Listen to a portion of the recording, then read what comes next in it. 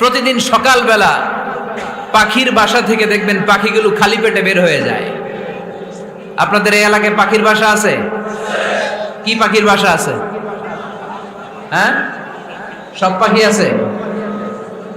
তো সকালবেলা দেখবেন পাখির বাসা থেকে পাখিগুলো খালি পেটে বের হয়ে যায়। বিকেল বেলায় পাখিগুলোর ওদর পূর্তি করে পেট ভর্তি করে আবার পাখির নিড়ে ফিরিয়ে দেয় কে? কারণ পাখিগুলো তাওয়াক্কুল করেছে কার উপর?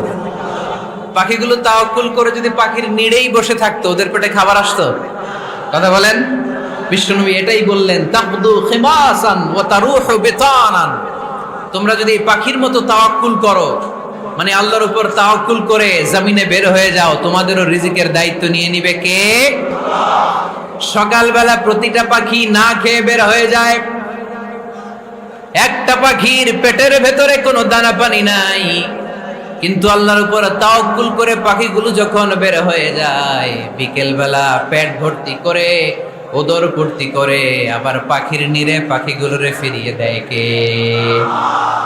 পাখিগুলো কি আমাদের মতো খাবার জমা করে রাখতে পারে? আমরা তো 7 দিনের বাজার একবারে করে ফ্রিজে রাখি। পাখিদের ফ্রিজ আছে না? আছে। আমাদের অতিরিক্ত টাকা হলে আমরা ব্যাংকে ব্যালেন্স করে রাখতে পারি, অ্যাকাউন্ট করে রাখতে পারি। পাখিরাও তো অ্যাকাউন্ট করে রাখে না? না, প্রতিদিন না খেয়ে বের হয়। কালকে ওই পাখিটা কি খাবে, কোন জায়গা থেকে তার রিজিকের ব্যবস্থা হবে, আল্লাহ ছাড়া কেউ জানে। এটার নাম তাওয়াক্কুল। এটার নাম কি? আমাদের সাধ্যের, আমাদের ক্যাপাসিটি, আমাদের ক্যাপাবিলিটির সবটুকু করে আমরা তাওয়াক্কুল করি একজনের উপর। চিল্লায় বলেন, তিনি কে? এজন্য ইসলাম আমাদেরকে শিখায়, সালাত যখন শেষ বের হয়ে যাও, কাজে নেমে পড়ো। কাজে কোনো লজ্জা নাই, পরিশ্রমে কোনো লজ্জা আছে? যিনি রিক্সা চালায় এতে তার কোনো লজ্জা আছে? দিনমজুর, কুলি, ঠেলা গাড়ি চালায়, ছোট্ট ব্যবসা করে, এতে কোনো লজ্জা আছে? লজ্জা নাই। খেয়াল রাখবেন, লজ্জা হচ্ছে অলসতায়। লজ্জা কিসে? বিষ্ণু ঈসা ইসলাম বলেছেন, মা আকালা আহাদুন তুআমান কাত্তু খায়রুম মিন আইয়াকুলা মিন আমালি ইয়াদি। নিজ হাতে উপার্জিত খাবারের চেয়ে, অর্থের চেয়ে শ্রেষ্ঠ খাবার পৃথিবীর কোন মানুষ কোনোদিন ভক্ষণ করে নাই। চিল্লায় এখন সুবহানাল্লাহ। শ্রেষ্ঠতম খাবার নিজ হাতে উপার্জিত খাবার। ঘাম জড়িয়ে যে অর্থ উপার্জন করা হয়, যে ইনকাম করা হয়, এটা হালাল। আর হালাল খেয়ে দোয়া করলে কবুল করে কে? এজন্য খেটে খাওয়া মানুষ, শ্রমজীবী মানুষ আর মেহনতি মানুষদেরকে বিশ্বনবী খুব ভালোবাসতেন। তারা বিশ্বনবীর বন্ধু, আর বিশ্বনবী ছিল তাদের বন্ধু। সুবহানাল্লাহ পড়েন। এত ভালোবাসতেন বিশ্বনবী খেটে খাওয়ার মেহনতি মানুষদেরকে। সব সময় বিষ্ণু ইসলাম তাদের জন্য দোয়া করতেন। এজন্য যারা খেটে খায় তারা কপালওয়ালা, তারা মুস্তাজাবুদ দাওয়া। তারা কি? মুস্তাজাবুদ দাওয়া মানে এমন ব্যক্তি যে ব্যক্তি দোয়া করতে দেরি হয় কিন্তু দোয়া কবুল হতে দেরি হয় না। আপনারা এখানে ব্যবসা করেন কে কে? দেখি তো, হাত তুলেন তো। ব্যবসা, মাশাআল্লাহ, অনেক ব্যবসায়ী আছে তো দেখি। আচ্ছা, হাত নামান। চাকরি করেন কে কে? চাকরি, চাকরিও তো অনেক করে দেখি। হাত নামান। প্রবাসী, ছুটিতে দেশে আসছেন? হুজুর আমি আছি। কই আপনি? দেখতে আসছেন? মাশাআল্লাহ। কোন দেশে থাকেন? সৌদি আরব। আলহামদুলিল্লাহ। সৌদিতে ভাল লাগে নাকি সৌদি স্বপ্নের দেশ, খাটতে খাটতে জীবন শেষ? ইনশাআল্লাহ। আচ্ছা, ইউনিভার্সিটির স্টুডেন্ট আছো কারা কারা দেখি? মাশাআল্লাহ, হাত নামাও। ক্লাস 5 থেকে ইন্টারমিডিয়েট পর্যন্ত পড়াশোনা করতেছো, অথবা দাখিল আলিম পর্যন্ত, কারা কারা দেখি? মাশাআল্লাহ, হাত নামাও, হাত নামাও। একবারও যারা হাত তোলেন না, এবার তারা হাত তোলেন। আন্নেরা কি করেন? হ্যাঁ, বেকার।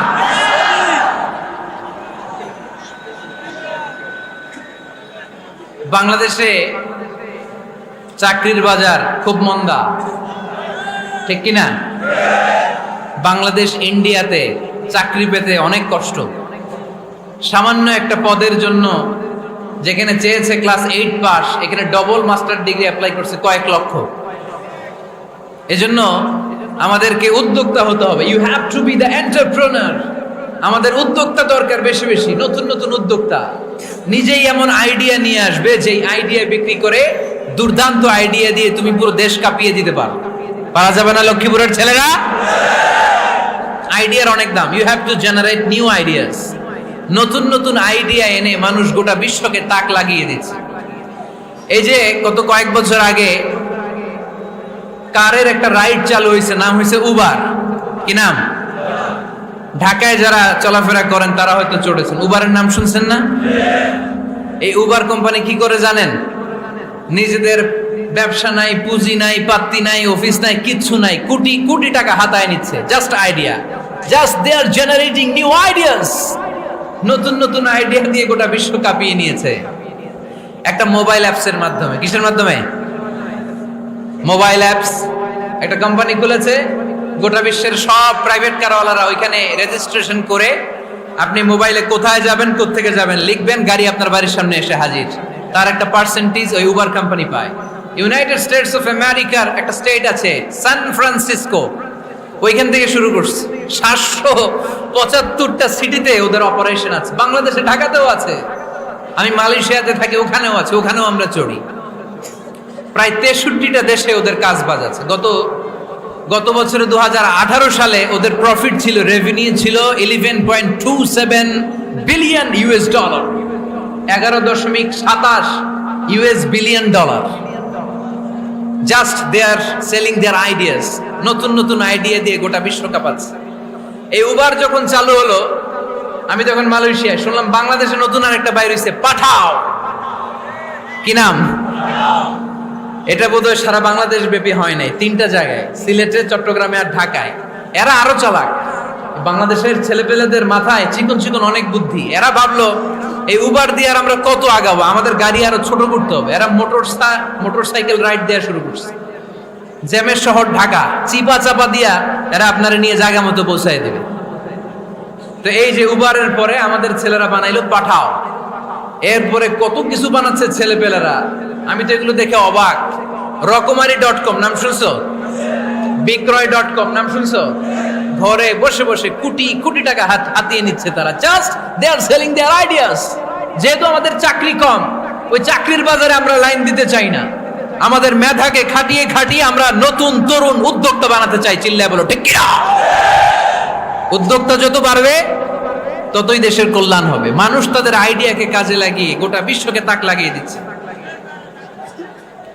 আমরা আমাদের সমতল ভূমিতে চাষ করতে চাই না। মালয়েশিয়াতে একটা এলাকা আছে ক্যামেরুন হাইল্যান্ড, ওরা পাহাড়ের মধ্যে চাষাবাদ করে গোটা মালয়েশিয়ার খাদ্যদ্রব্যের অভাবকে মুক্ত করে দিয়েছে। পাহাড়ের মধ্যে ওখানে ফুলের বাগান, ক্যামেরুন হাইল্যান্ড প্রায় 6000 ফিট উঁচু, প্রচন্ড ঠান্ডা। এই ঠান্ডা পাহাড়ে হিল ট্রাক্স এরিয়াতে মালয়েশিয়ার এই ক্যামেরুন হাইল্যান্ডে ওখানে আছে ফুলের বাগান, আছে ফলের বাগান, আছে চায়ের বাগান, ওখানে মধুর চাষ হয়, ওখানে শাকসবজি চাষ হয়, ওখানে অনেক কিছু চাষাবাদ হয়। ওই ফলমূল শাকসবজি দিয়ে গোটা মালয়েশিয়ার 14টা স্টেটে যত শাক সবজি ফলমূল লাগবে ওরা আঞ্জাম দেয়।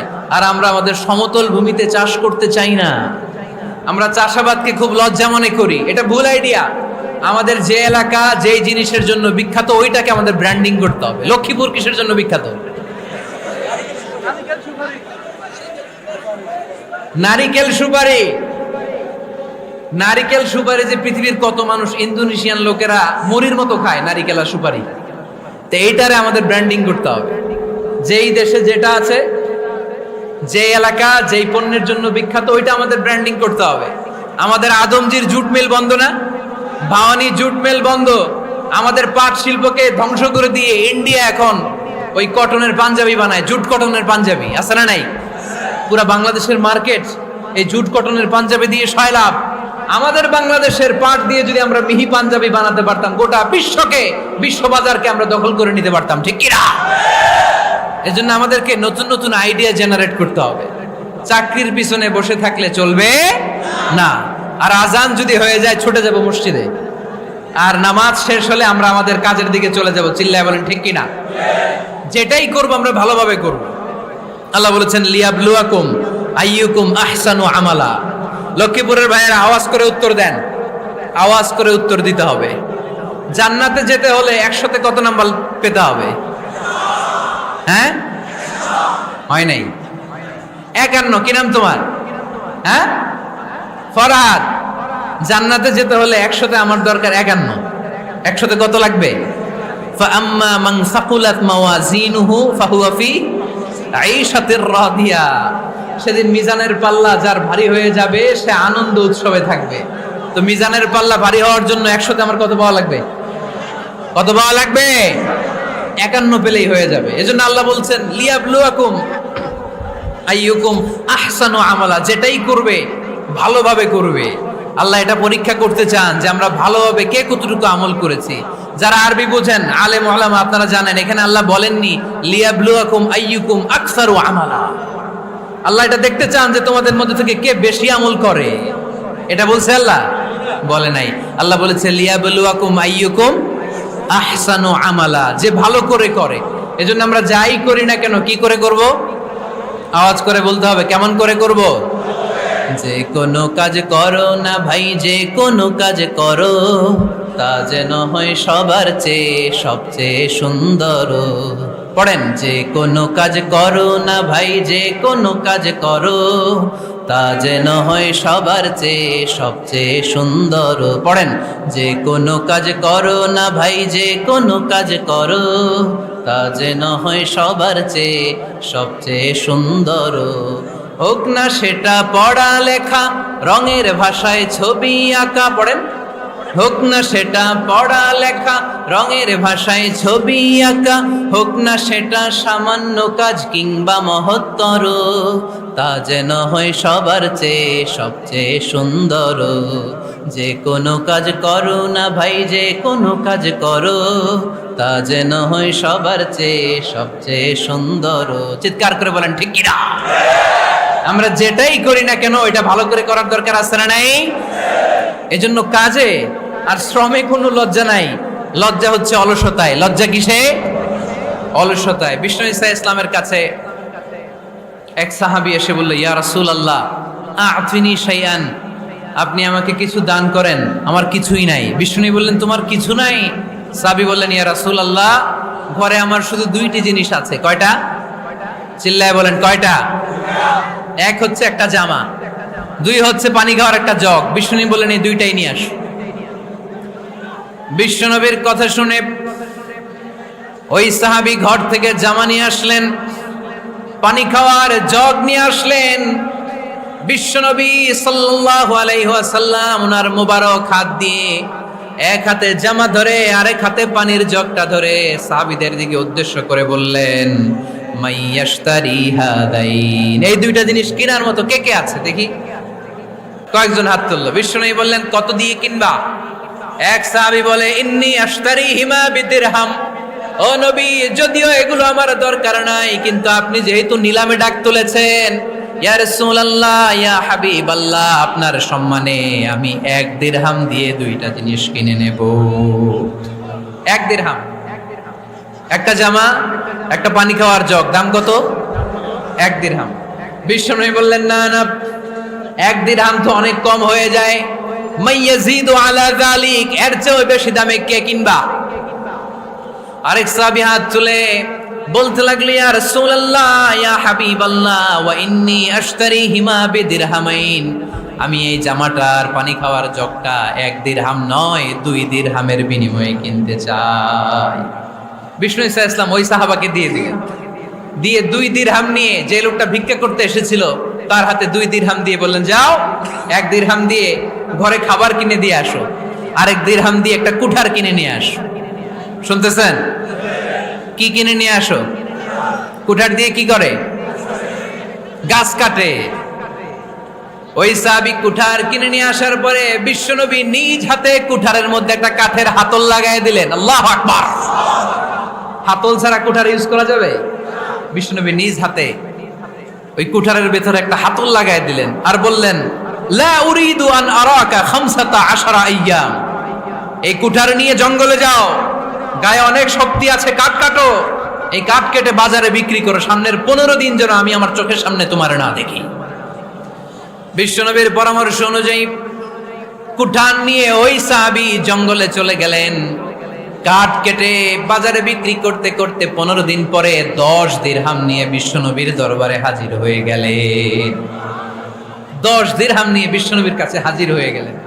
সাহাবী এসে বলল, ইয়া রাসূলুল্লাহ, এখন আর আমার ভিক্ষা করা লাগে না, আমার গায়ে অনেক শক্তি আল্লাহ দিয়েছে, I am very energetic.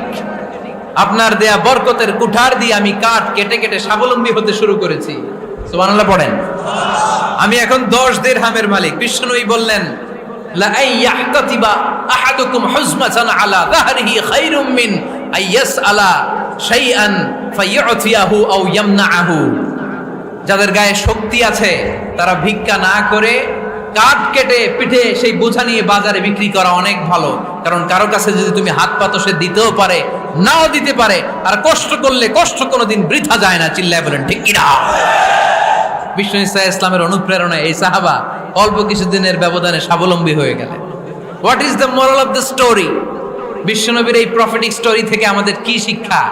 Lesson number 1, বিশ্বনবী চাইলেই ওই 2 দিরহাম দিয়ে বলতে পারতো, যাও খাবার দাবার কিনে ফ্যামিলিতে দিয়ে আসো। সে ওই 2 দিরহাম নিয়ে খাবার দাবার কিনে ফ্যামিলিকে খাইয়ে রাত্রে আবার ভিক্ষায় নামতো। কথা কন, রাত্রে কি করতো? ভিক্ষায় নামতো। বিষ্ণু ইসা ইসলাম তাকে কাজ করে খাওয়ার জন্য উৎসাহ দিলেন। পাশাপাশি বিষ্ণু ইসা ইসলাম পার্মানেন্ট সলিউশন দিলেন।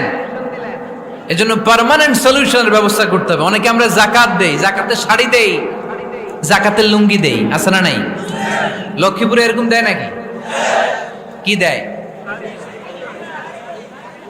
হ্যাঁ, গাড়ি গাড়ি দেয়, শাড়ি না।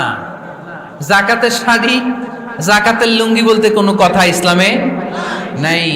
এগুলো খুব কম দামি শাড়ি, যাদেরকে এগুলো দেয়া হয় তাদেরকে অপমান করা হয়, ঠিক কি না? আল্লাহ বলেছেন, ওয়ালাকাদ কাররামনা বানি আদম, I have dignified the status of the sons of Adam. আমি আদমের সব সন্তানদেরকে সম্মানিত করেছি। সুবহানাল্লাহ পড়েন। আপনাদের চেয়ে সম্মানিত কেউ আছে? মানুষের চেয়ে সম্মানিত গোটা বিশ্বে আর কোনো মাখলুকাত আছে? নাই। এজন্য যাকাতের শাড়ি দেয়া যাবে না, যাকাতের লুঙ্গি দেয়া যাবে না। যাকাতের শাড়ি আপনারা দেখছেন, এটারে একবার ধোয়ার পরে দ্বিতীয়বার পরা যায় না। মশারি কি পাতলা, এর চেয়েও পাতলা। এই জন্য যাকাতের শাড়ি, যাকাতের লুঙ্গি বলতে ইসলামে কোনো পরিভাষা নাই। আপনাকে স্বাবলম্বী করে দেওয়ার চেষ্টা করতে হবে। যারা লক্ষ্মীপুর জেলায় বিজনেস ম্যাগনেট আছেন, তারা একসাথে হয়ে একটা স্ট্রং যাকাত ম্যানেজমেন্ট প্ল্যাটফর্ম করতে পারে, যেখান থেকে আপনারা বিভিন্ন থানায়, বিভিন্ন গ্রামে বাছাই করে করে কিছু ভাইদেরকে যাকাত দিতে পারেন স্বাবলম্বী করার উদ্দেশ্যে। যেই ফ্যামিলিকে আছে, কি নাম এটার? পল্লী উন্নয়ন ক্লাব। মাশাআল্লাহ, যাকাত ফান্ড দিয়ে বিদেশে লোক পাঠায়। এর চেয়ে সুন্দর পদ্ধতিতে যাকাত বিতরণ আর হতে পারে? যেই লোকটাকে, যেই ছেলেটাকে বিদেশে পাঠানো হয়েছে, ওই ফ্যামিলিটা আর কোনোদিন যাকাতের শাড়ি নেওয়ার জন্য লাইনে দাঁড়াবে? যেই ছেলেটাকে ওনারা অস্ট্রেলিয়ান গাভী কিনে দিছে, দুধ বিক্রি করে যেই ফ্যামিলিটা স্বাবলম্বী হতে শুরু করেছে, তারা আর কোনোদিন যাকাতের লাইনে যেয়ে দাঁড়াবে না। এজন্য যাকাত দিতে হবে স্বাবলম্বী করার জন্য। ইসলাম আমাদেরকে এটাই শিখিয়েছে, কাজ করে খেতে হবে। কাজে লজ্জা নেই, লজ্জা হচ্ছে অলসতায়। লজ্জা কিসে? আজকের আলোচনা থেকে এটা মুখস্থ করে নিতে হবে, কাজে লজ্জা নেই। লক্ষ্মীপুরের ইয়াংস্টারেরা শ্রমে লজ্জা নেই, পরিশ্রমে লজ্জা নেই, লজ্জা অলসতায়। লজ্জা কিসে? আরো জোরে। নবীরা কি এমনি এমনি বসে বসে খাইছে? কঠিন পরিস্থিতিতেও নবীরা পরিশ্রম করে উপার্জন করা লেগেছে, ঠিক কিনা? সাইয়েদনা মারিয়াম আলাইহিস সালাম, যার নামে আল্লাহ তাআলা কোরআনে একটা সূরা দিলেন, উনি পৃথিবীতে এমন একজন মহিয়সী নারী, যেই নারীর গর্ভে, যেই নারীর পেটের ভেতরে স্বামীর স্পর্শ ছাড়া সন্তান দিয়েছে কে? সাইয়েদনা ঈসা আলাইহিস সালাম পেটে আসলেন। মারিয়াম আলাইহিস সালাম লজ্জা পেলেন। হায় হায়, কেমন করে এলাকাবাসীদের কাছে আমি আমার মুখ দেখাবো? বিয়ে করি নাই, স্বামী নাই, বিয়ে হয় নাই, স্বামী নাই, কিন্তু পেটে সন্তান চলে এসেছে। হায় হায়, এলাকায় কেমনে মুখ দেখাবো? লজ্জায় পড়ে মারিয়াম আলাইহিস সালাম এলাকা থেকে চলে গেলেন। কি অবাক করে কাণ্ড! বাচ্চা ভূমিষ্ঠ হওয়ার জন্য, বড় হওয়ার জন্য 6 মাস 7 মাস লাগে নাই, পেটে বাচ্চা আসার সাথে সাথে বাচ্চাটারে বড় করে দিয়েছে কে? সাইয়েদাতুনা মারিয়াম আলাইহিস সালাম এবার বসে পড়লেন, বুঝতে আরম্ভ করলেন প্রেগন্যান্সির পেইন উঠেছে, হঠাৎ করে পেট থেকে বাচ্চা ভূমিষ্ঠ হয়ে যাওয়ার পরে উনি কাঁপতে আরম্ভ করলেন, ক্ষুধার চোটে, খাবার কিছু নাই, সামনে ঝর্ণা, উপরে একটা খেজুর গাছ। সাইয়েদনা ঈসা আলাইহিস সালামকে কোলে নিয়ে মারিয়াম আলাইহিস সালাম মনে মনে ভাবে, হায় রে, কেউ যদি একটু খেজুর পেড়ে দিত, এই ক্ষুধার মুহূর্তে আমি খেজুর খেয়ে পেটের ক্ষুধা নিবারণ করতাম। রব্বুল আলামিন মারিয়ামকে উদ্দেশ্য করে আয়াত নাজিল করে দিলেন, ওয়া হুজ্জি ইলাইকি বিজিযিন নাখলাতি তুসাকিত আলাইকি রতবান জানিয়া। কোরআন সাক্ষী, হুজ্জি ইলাইকি বিজিযিন নাখলা, এর মানে হচ্ছে মারিয়াম, কেউ পেড়ে দিবে না, একটু কষ্ট করে হাতটা উঁচু করে খেজুরের ডালা ধরে ঝাঁকুনি মারো, টস টসে কাঁচা পাকা খেজুর নিচের দিকে পড়বে, তারপর তুমি তুলে খাবে। সুবহানাল্লাহ পড়েন। আল্লাহ চাইলে অটোমেটিক্যালি কারামাত হিসেবে খেজুরগুলো নিচে ফেলতে পারতেন না? কথা কন, খেজুরগুলো অটোমেটিক্যালি নিচের দিকে পড়ছে? পড়ে নাই। আল্লাহ শিক্ষা দিয়েছে, যেই পরিস্থিতিতে থাকো না কেন, তোমাকে শ্রম ব্যয় করে, কষ্ট করে তোমার উপার্জন করতে হবে, রিজিকের বন্দোবস্ত করতে হবে। চিল্লায় বলেন ঠিক কিনা? ইসলাম আমাদেরকে এটাই শিখিয়েছে, কাজে লজ্জা নাই। আবার বিশ্বনবী বললেন, ইন খামাতিস সাআ ওয়া ফি ইয়াদি আহাদিকুম ফাসিলাতুন, তোমাদের কারো হাতে যদি একটা চারা বীজ থাকে, সে যদি দেখে কিয়ামত হতে শুরু করেছে, ফাইন ইসতাতা আইয়াগরিসাহা ক্বাবলা আন তাকুমাস সাআ ফালইয়াগরিসহা, কারো হাতে একটা চারা বীজ নিয়ত করেছে, চারা বীজটা রোপণ করবে, ইন দ্য মিন টাইম দেখলো কিয়ামত হতে শুরু করেছে, বিশ্বনবী বললেন, যদি তোমার সুযোগ থাকে কিয়ামত হওয়ার আগে চারা বীজটা রোপণ করে দাও। কথা বুঝতে পেরেছেন? আপনার হাতে একটা চারা বীজ, আপনি প্ল্যান করেছেন এই চারা বীজটা রোপণ করবেন, ইন দ্য মিন টাইম দেখলেন কি হওয়া শুরু হয়েছে, ইযা জুলজিলাতিল আরদু জিলজালাহা, দ্য বিগেস্ট আর্থকোয়েক, ভূমিকম্প শুরু হয়েছে, কিয়ামত হয়ে যাবে। বিশ্বনবী বললেন, কিয়ামত হইতেছে ওদিকে, আর তোমার হাতে যদি চারা বীজ থাকে, দেরি করো না, কিয়ামত তোমার কাছ পর্যন্ত আসার আগে সুযোগ পেলে চারা বীজটা রোপণ করে দাও। ইসলাম শিখিয়েছে শেষ নিঃশ্বাস পর্যন্ত তোমাকে লড়ে যেতে হবে। এই পৃথিবীতে কেউ কাউকে জায়গা করে দেয় না, জায়গা করে নিতে হয়। এই পৃথিবীটা, the life is not a bed of roses, এটা ফুল বিছানো কোনো ফুল সজ্জা নয়, এটা কণ্টকাকীর্ণ। কেউ আপনার স্পেস করে দিবে না, কেউ আপনাকে সুযোগ করে দিবে না, কেউ আপনার জায়গা করে দিবে না, বরং আপনি জায়গা করে নিলে টাইনা নিচে নামাবে। কথা বলেন? এজন্য কখনো অলসতাকে স্থান দেয়া যাবে। রাসূল বাত্তালি দুক্কানু শয়তান, অলস মস্তিষ্ক শয়তানের আড্ডা। অলস যদি কেউ থাকে, এটারে টেনে বেঁধে কাজে নামাবেন, পারা যাবে? আলহামদুলিল্লাহ, লক্ষ্মীপুরে এরকম অলস ছেলে পেলে নাই।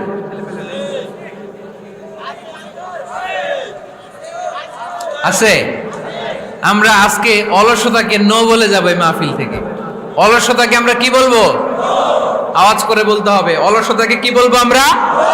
আবু বকর অনেক বড় ব্যবসায়ী ছিলেন, ওনার নিজ টাকা দিয়ে হাবাসা থেকে আসা সাইয়েদনা বেলালকে তিনি 20,000 স্বর্ণ মুদ্রা দিয়ে উমাইয়া ইবনে খালাফের কবল থেকে তিনি মুক্ত করেছেন।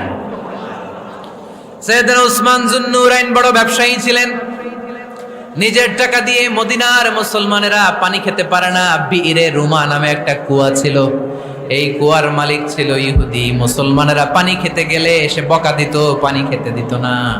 বিশ্বনবী বললেন, আমার সাহাবীদের মধ্যে এমন কি কেউ নাই নিজের অর্থায়নে বীরে রুমা কিনে মুসলমানদেরকে দিয়ে দিবে? সাইয়েদনা উসমান যুন্নুরাইন বলল, ইয়া রাসূলুল্লাহ, আপনার খেদমতে আমি হাজির। মুহূর্তের মধ্যে সাইয়েদনা উসমান যুন্নুরাইন নিজের অর্থায়নে বীরে রুমাটা কিনে মুসলমানদের জন্য সদকা করে দিয়েছে। তো ব্যবসা না করলে, কর্মঠ না হলে, উপার্জন না হলে সদকা করা যাবে? চিল্লায় বলেন, করা যাবে? সুনানে তিরমিজির বর্ণনা, বিষ্ণু ঈসা ইসলাম মক্কা থেকে যত সাহাবারা হিজরত করে মদিনায় এসেছে, মদিনাতে কোন না কোন সাহাবার সাথে বিশ্বনবী ভ্রাতৃত্বের বন্ধনে আবদ্ধ করে দিয়েছে। সুবহানাল্লাহ পড়েন। এজন্য মক্কা থেকে যারা এসেছে এদেরকে বলে মুহাজির, এদেরকে কি বলে? আর মদিনায় যারা ছিল এদেরকে বলে আনসার, এদেরকে কি বলে? আওয়াজ করে উত্তরে দিবেন। মক্কা থেকে যারা এসেছে তাদের নাম মুহাজির, আর যারা মদিনার সাহাবী তাদের নাম আনসার।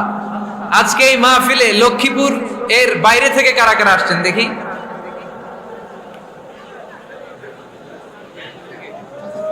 মাশাআল্লাহ মাশাআল্লাহ, অনেক আসছে। আল্লাহ এই ভাইদেরকে তুমি কবুল করো, হাত নামান। এই যে লক্ষ্মীপুরের বাইরে থেকে যে ভাইরা আসছে তারা লক্ষ্মীপুরের মেহমান, ঠিক কিনা?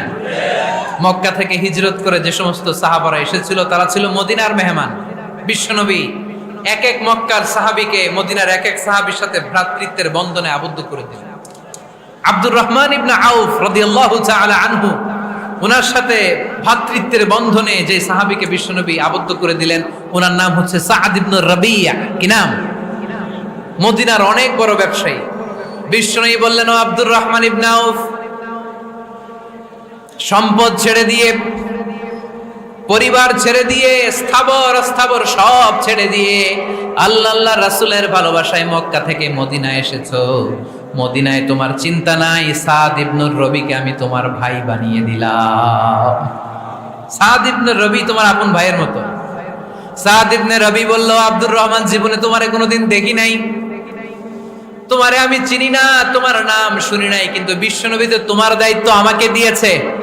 আমার যে বড় ধনী এই মদিনার মধ্যে দ্বিতীয় কেউ নাই। আজ থেকে তুমি আমার ভাই, আজ থেকে তুমি আমার কি? আল্লাহ আমাকে যত সম্পত্তি দান করেছে তার অর্ধেক সম্পত্তি আমি তোমার নামে দিয়ে দিলাম। ও আব্দুর রহমান ইবনে আউফ, শুধু তাই নয়, রব্বুল আলামিন আমাকে দুইজন স্ত্রী দিয়েছে। কয়জন? তুমি দেখো আমার কোন স্ত্রীকে তোমার বেশি ভালো লাগে, যার নাম তুমি বলবে সাথে সাথে আমি তারে তালাক দিয়ে দিব। তার ইদ্যত পালন শেষে তুমি তাকে বিয়ে করে তোমার সাথে নিয়ে যাবা। সুবহানাল্লাহ পড়ে। কারণ বিশ্বনবী তোমার দায়িত্ব আমার কাছে দিয়েছে, তুমি আমার ভাই। আমি মদিনার সবচেয়ে বড় ধনী, আমার অর্ধেক সম্পদ আমি তোমারে দিয়ে দিব। আমার দুই স্ত্রীর এক স্ত্রীকে তোমারে দিয়ে দিব। সাইয়েদনা আব্দুর রহমান ইবনে আউফ এই কথা শুনে অবাক হলেন।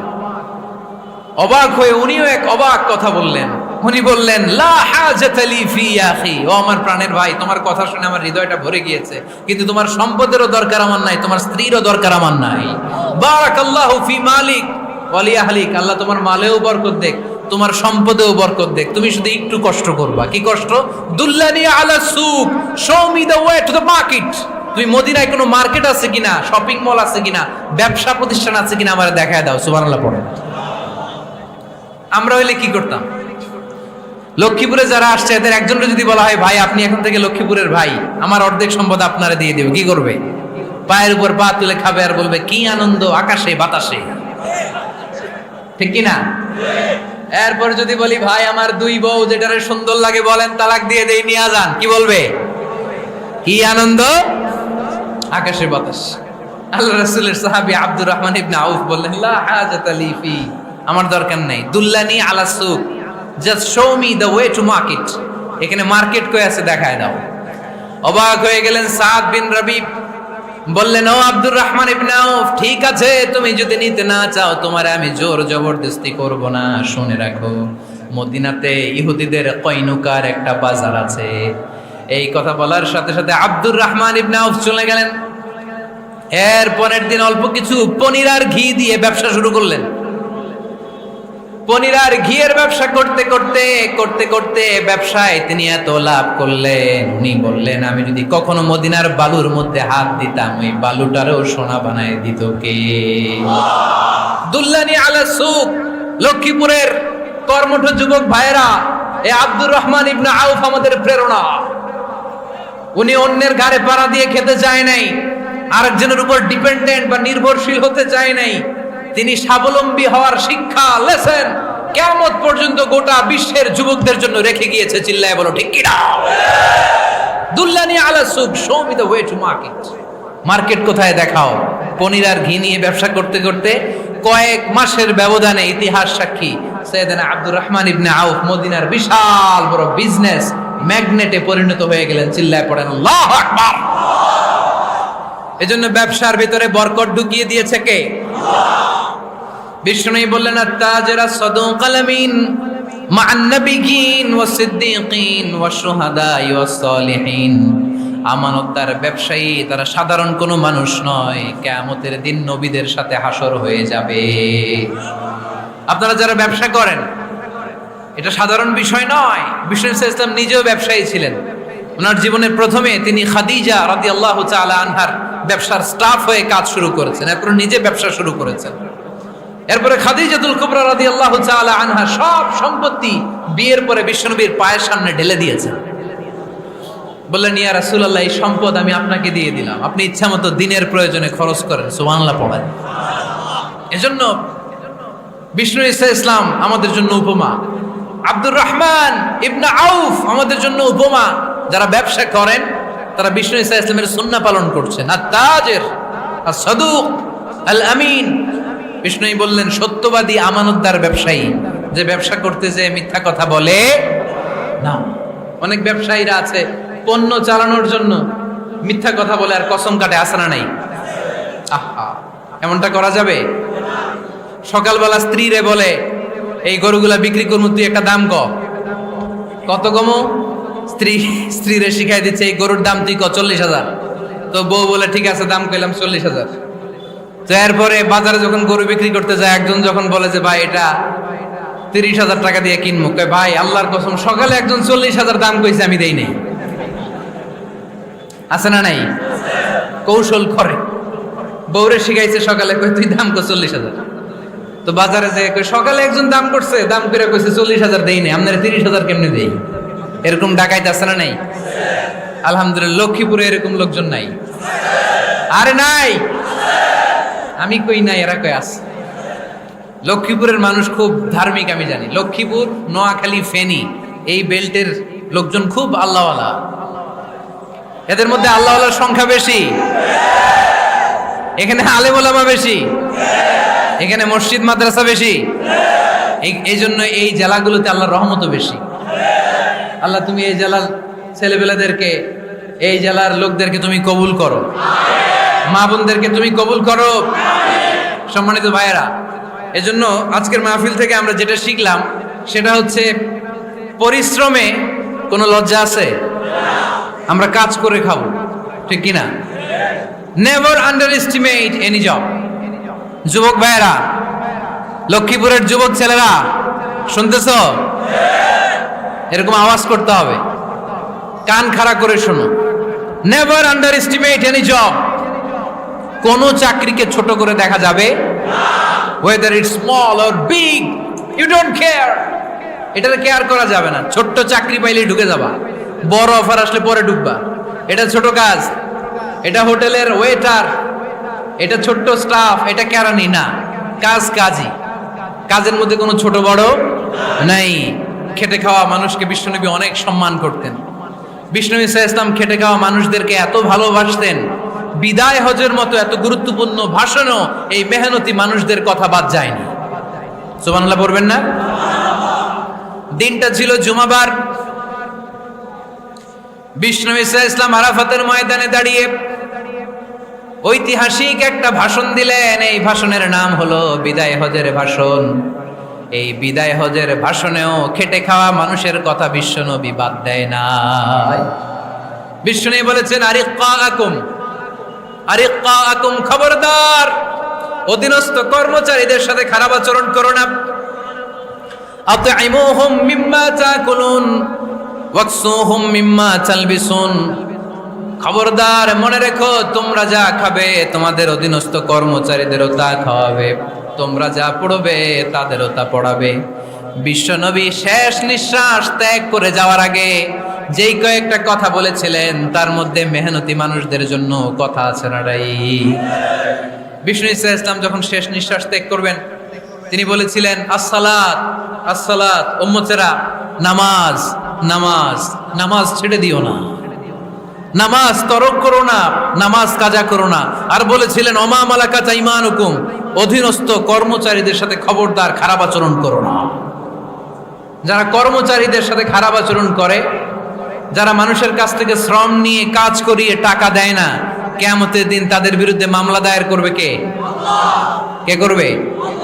হাদিসে কুদসি সাক্ষী বিষ্ণু ঈসা ইসলাম বলেন, আল্লাহ তাআলা ফরমান, আনা খাসমুহুম সালাসাতুন আনা খাসমুহুম ইয়াউমাল কিয়ামা। তিন শ্রেণীর ব্যক্তির বিরুদ্ধে আল্লাহ বলেন, আমি নিজেই কিয়ামতের দিন মামলা দায়ের করব। I will be against them in the day of judgment. Three categories of people, I will be against them in the day of judgment. তিন শ্রেণীর লোক কিয়ামতের দিন তারা ছাড় পাবে না। আল্লাহ বলেন, আমি নিজেই তাদের বিরুদ্ধে মামলা দায়ের করব। এর মধ্যে এক শ্রেণীর লোক হচ্ছে রজুলুন ইস্তাআজারা আজীরান ফাস্তাউফা মিনহু ওয়া লাম ইউতি আজরা, একজন শ্রমিক ভাড়া করে তার কাছ থেকে কাজ নিয়েছে কিন্তু তার পারিশ্রমিক আদায় করে নাই। এরকম আছে না নাই? দাপট দেখায় ইউনিভার্সিটির ক্যান্টিনগুলোতে, ইউনিভার্সিটির ক্যান্টিনে যে খায় মাগার বিল দেয় না, এরকম টাকায় যাচ্ছে নাই? চায়ের দোকানে চা খায় পরে দিমু, বিল দেয় না, আছে না নাই? দোকানে যে পণ্য কিনে বিল দেয় না, পরে দিমু, আছে না নাই? কিয়ামতের দিন আল্লাহ তোরে মাস্তানি ছুটাবে, চিল্লা এখন ঠিক কিনা? আনা খাসমুহুম, আমি নিজেই তাদের বিরুদ্ধে মামলা দায়ের করব। কথাটা কার? আল্লাহ। এজন্য বিশ্বনবী বললেন, খবরদার, মেহনতি মানুষ, খেটে খাওয়া মানুষ, এদের দোয়া কবুল হয়ে যায়। আতুল আজীরা আজরাহু ক্বাবলা আন ইয়াজিফা আরাকুহু, খবরদার, বিশ্বনবী বললেন, শ্রমিকের ঘাম শুকিয়ে যাওয়ার আগে তাদের পারিশ্রমিক মিটিয়ে দাও। বিশ্বনবীর বিখ্যাত হাদিস, আতুল আজীরা আজরাহু ক্বাবলা আন ইয়াজিফা আরাকুহু, শ্রমিকের ঘাম মাটিতে লাগার আগে, শুকিয়ে যাওয়ার আগে তাদের পারিশ্রমিক মিটিয়ে দাও। কেননা তারা যদি বদদোয়া করে তোমার জীবনকে জাহান্নাম বানিয়ে দিবে কে? বিষ্ণু ইসলাম সব সময় খেটে খাওয়া মানুষদেরকে আগলে রাখতেন।